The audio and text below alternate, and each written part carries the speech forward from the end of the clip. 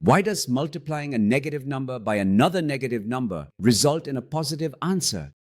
Is there a proof or an explanation for this? Today we'll be looking into this. Let's get started.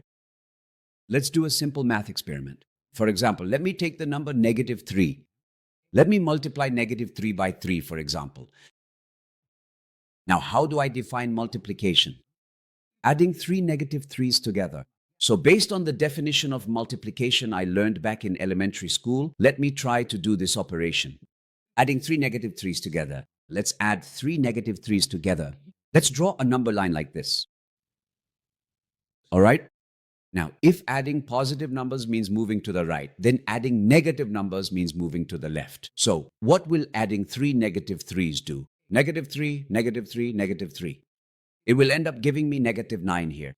What I'm saying is, with the definition of multiplication I made at the beginning, I can determine the result of multiplying a negative number by a positive number. Let's write this down. Let's call this -9. So this will continue like this. For example, if I multiply this by 2, it will be -6. If I multiply it by 1, it will be -3. In fact, if I multiply it by 0, it will be 0. Something very interesting will happen here. Now let's move on to -1, I'll say. So what will the answer be?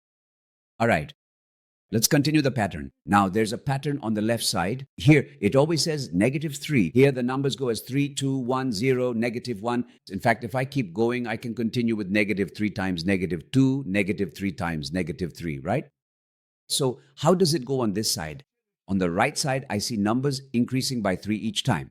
-9, look, it increased by 3 to -6, increased by 3 to -3, increased by 3 to become 0. So what happens if it increases by 3 again? 3. What if it increases by 3 again? 6. If it increases by 3 again? 9. So if I say that multiplying a negative by a negative always gives a positive, that's a big mistake. Yes, there is a pattern here. But just because it fits the pattern here, I can't say that multiplying a negative number by another negative number gives a positive result. So why did I show this? Hold on, let's continue. There's a property of multiplication. Isn't it the distributive property of multiplication over addition, which we learned at a very early age? So what were we looking for here, for example? Let's say -3 and -2. We want to find -3 times -2. All right, let's do something like this. Let's say -3 times open parenthesis 2 plus -2 close parenthesis. Now use the distributive property of multiplication. What happens here? Those are square brackets. Let's do these in square brackets. Nothing. So unfortunately, I don't know what will happen to me regarding writing. Okay. 2 plus. Oh, look, I made a mistake again. Like this. 2 plus -2. Okay, it's even better now.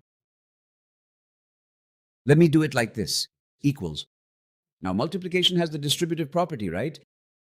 Inside this, 2 plus -2 makes 0. If I multiply 0 by -3, the answer will be 0.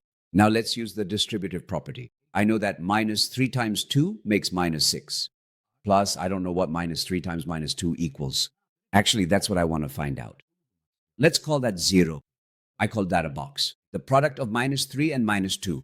Let this be -3 times -2. Since I don't know its value, I wrote box here. But I do know what I need to add to -6 to get 0, right? If I add +6 to -6, it makes 0. So the product of -3 and -2 must be +6. But is this a proof? Or did I just show something here related to patterns? This is a proof. The things I just showed are not proofs. When you multiply a negative number by another negative number, it becomes positive because that's how we defined it. So, do we just make up definitions as we please? I mean, if we're doing mathematics by making up definitions as we like, can I just make any definitions I want? Well, it's not quite like that, of course. As you can see, in order for the system, the arithmetic system, to form a consistent whole, as shown in the diagram, we created a pattern in one case. Look here. What did we do here? We used the distributive property of multiplication. For it to form a consistent whole with these, when a negative number is multiplied by another negative number, it needs to become positive. However, these are not proofs. You can't prove something just with a pattern anyway. This isn't a proof either. In fact, there's a very good reason why this isn't a proof. Actually, When I was using the distributive property of multiplication here, I tricked you. Because doing this and doing that, are they really the same thing? I don't know. Do you know how I tricked you when I did this? I didn't trick you. Of course, I'm just joking about that. It's like this. Now I can go and define or show the distributive property of multiplication for positive numbers, right? But how do I know if I can show it for negative numbers? So these areas are a bit foggy. Therefore, I need to accept that multiplying a negative by a negative gives a positive result. And since this also works with the distributive property of multiplication, I'm creating a consistent system, just like how the 0th power is equal to 1. We discussed this in our video yesterday. Now I'm going to tell you the most important thing about this video. Yes, showing yourself that a negative times a negative makes a positive using these diagrams, let's call them mathematical experiments, is very valuable. Do you know according to what? According to the saying, the enemy of my enemy is my friend, or other similar analogies. Because mathematics doesn't work with analogies.